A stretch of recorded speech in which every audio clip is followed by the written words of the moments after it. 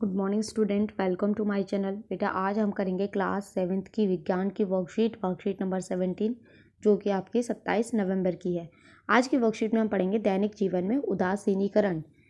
क्या कभी आपने अधिक खाने के कारण अम्लता से पीड़ित हुए हैं? आप बोलते हैं ना एसिडिटी हो रही है। एसिडिटी क्यों होती है? बहुत ज़्यादा खा लेते हैं तो एसिड रिलीज हो जाता है, यानी कि अम्ल रिलीज हो जाता है हमारी बॉडी में।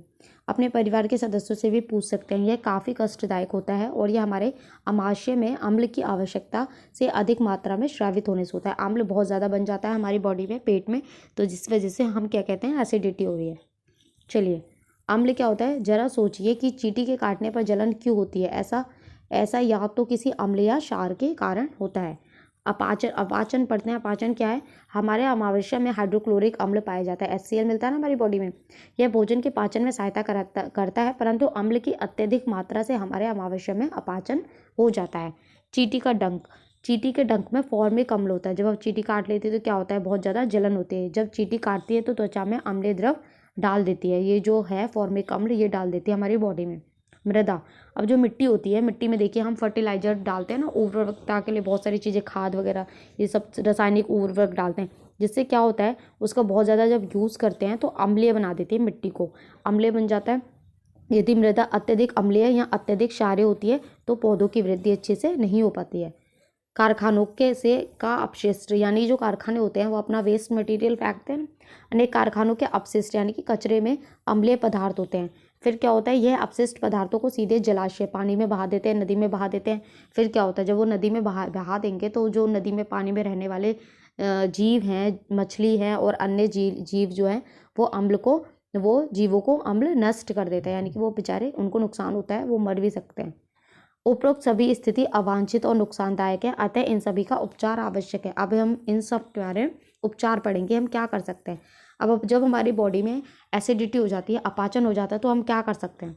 अपाचन के कारण स्रावित होने अम्ल की अधिक मात्रा को उदासीन करने के लिए हम प्रति अम्ल लेते हैं। प्रति अम्ल मतलब इसका उल्टा लेते हैं, यानी कि हम क्षारीय लेते हैं।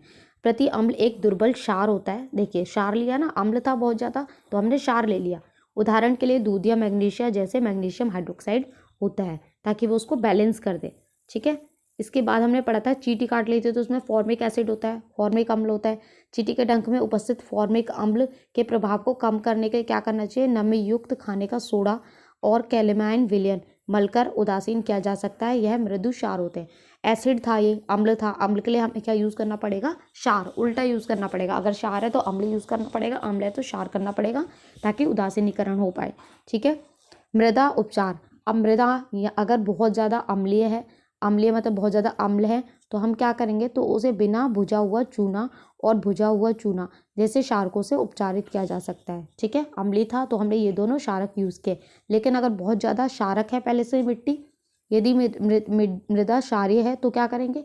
तो इसमें जैव पदार्थ मिलाए जाते हैं। जैव पदार्थ मृदा में अम्ल निर्मुक्त करते हैं, जो उसकी क्षारीय प्रकृति को उदासीन कर देते हैं।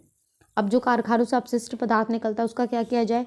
जो कारखानों से पदार्थ निकलता है, जो जलाशय यानी कि पानी में फेंक दिया जाता है, उसे वहाँ फेंकने से पहले उसे क्षारीय पदार्थों से मिलाकर उदासीन किया जा सकता है। यानी कि वो उसके अंदर अम्ल होता है, अम्ल में क्षारीय पदार्थ मिला के उसे उदासीन किया जाए, उसके बाद फेंका जाए।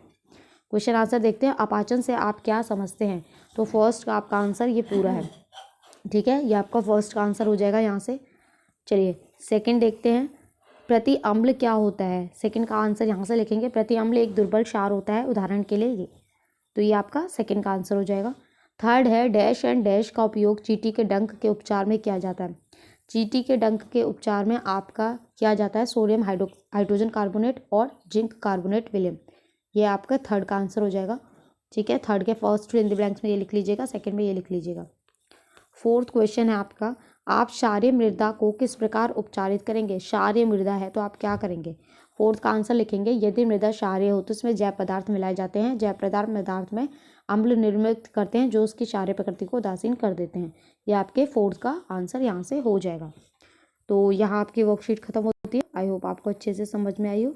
तो प्लीज़ चैनल को लाइक करें, सब्सक्राइब करें, कमेंट करें और अपने फ्रेंड्स के साथ शेयर